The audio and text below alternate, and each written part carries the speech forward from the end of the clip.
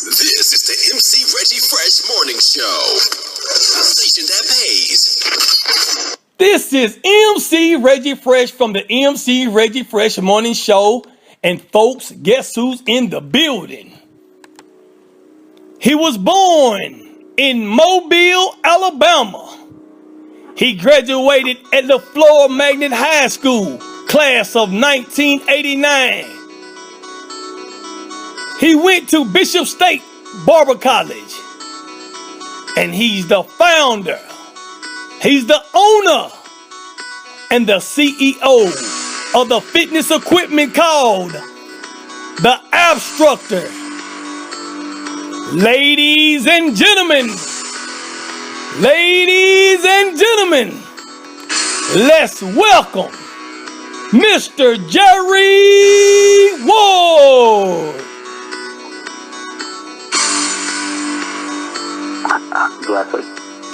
What's going on, Brother Ward? How you doing? Hey there, Reggie. How you doing, bro? Man, all I know is we about to be millionaires. Oh, yeah. For sure, man. Today, we're going to talk about that product that you got for the whole world to have and to get. And guess what? In order for you to get this product, people, you got to go through Mr. Jerry Ward. What's going on? And tell us a little bit about it, brother. Oh, yeah, man. I designed this machine. It's an Abstructor machine for fitness. I came up with this great concept for people that having problems doing sit-ups. You know, right? Having somebody to hold their feet or some place to hold their feet. So I came up with the concept of having this machine that does that for you, where you don't need nobody holding your feet or nothing like that. Right. Okay. Let me ask you this: what made you come up with this?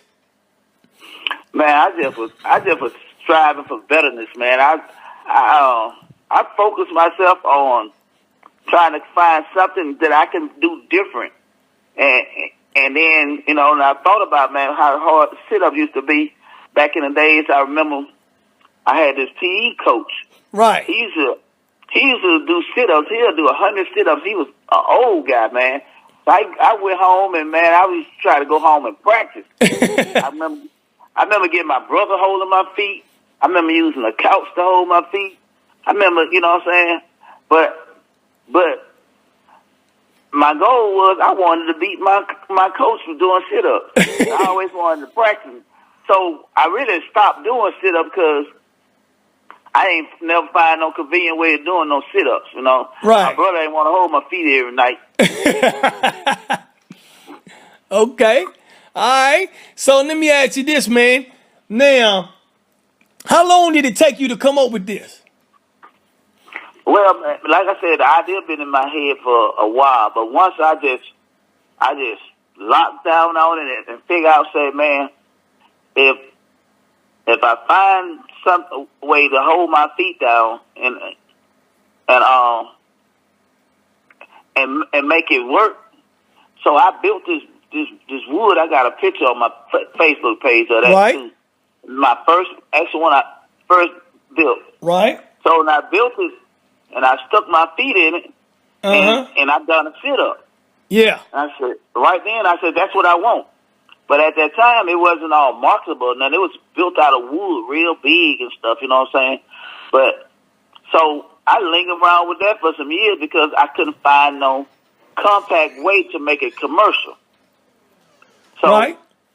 As the years went by, this thing had this roller pin been around my house. And I had been around my house about 5-6 years. So I get ready to throw it away. I done set it on the trash pile. Wow. So while it was sitting on the trash pile, I'm going to get more trash because I'm cleaning out around my house. But the thing I kept looking at it as I put more trash on it.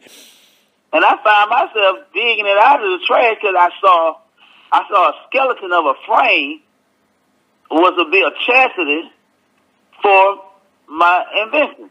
Wow. That's amazing, so man.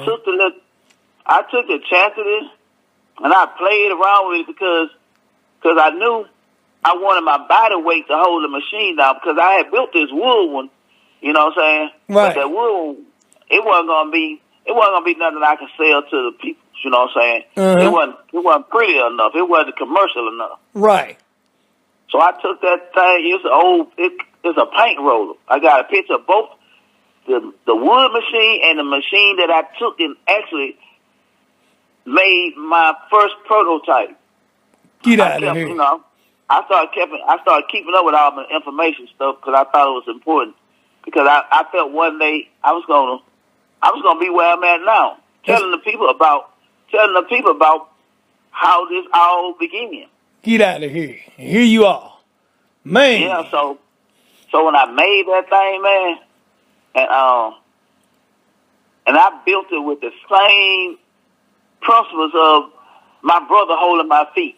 Because I know my brother sometimes he would just hold the bottom of my feet. Mm-hmm. But my knees be wiggling and stuff. So you couldn't lock your knees. Yeah. So my brother locked down. He put his knees on top of my feet, and he gripped my top of my knees with his elbows to keep me real sturdy. Right. So I built the machine with the same sturdiness of somebody just got me locked in place. I can only focus on the air. Get out of here, man. That's powerful right there. Now, there come the Abstructor. The Abstructor was born. That's when it was born. Now, I know you had to go through a lot of paperwork and stuff like this, and, was the process worth it, though? Man, worthiness really comes when, truly, you want a little check at the end, but I've enjoyed the experience because, man, I'm from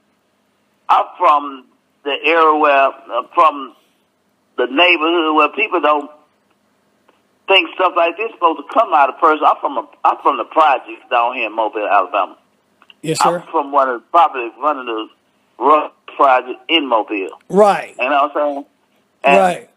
So, just to be where I'm at right now, man, I'm happy that it look like things moving forward, and I'm excited. Wow, man. So people, if y'all listening, it don't matter where you come from, it's where you're going. I'll say it again. It don't matter where you come from, it's where you're going.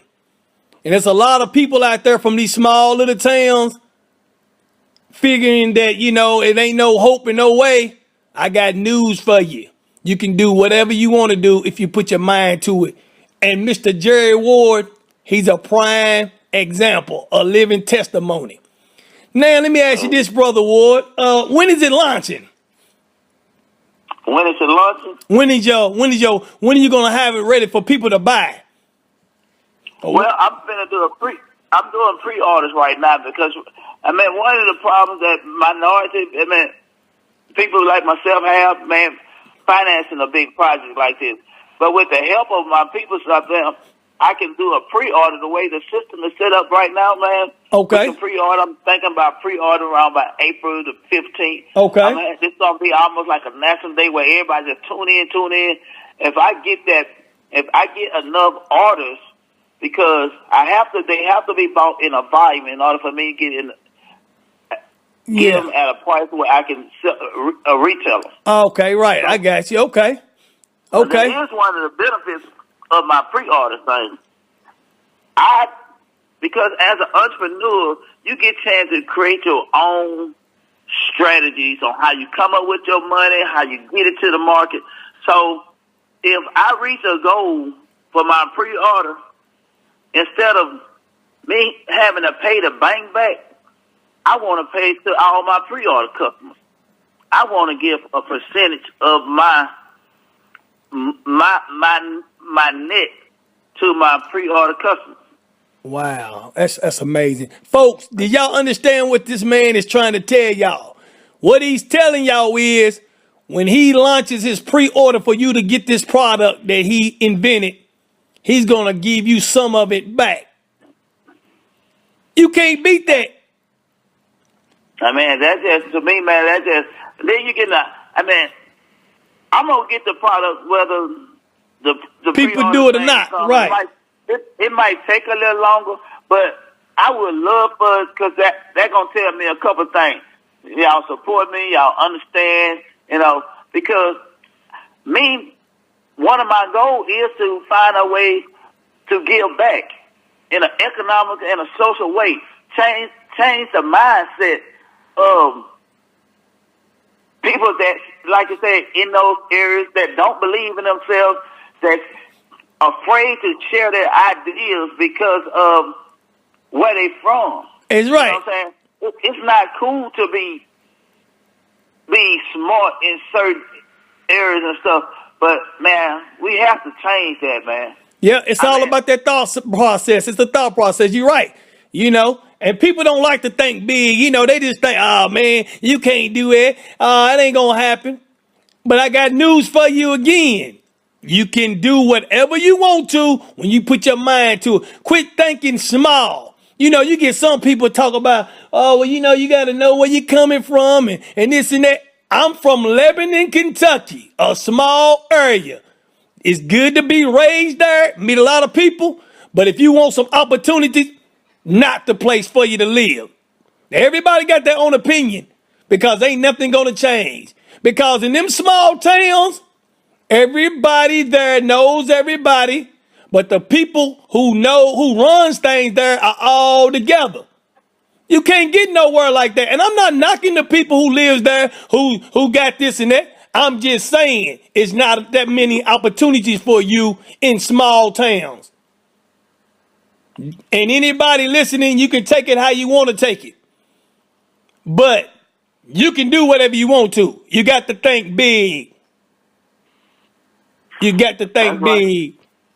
I got a cousin.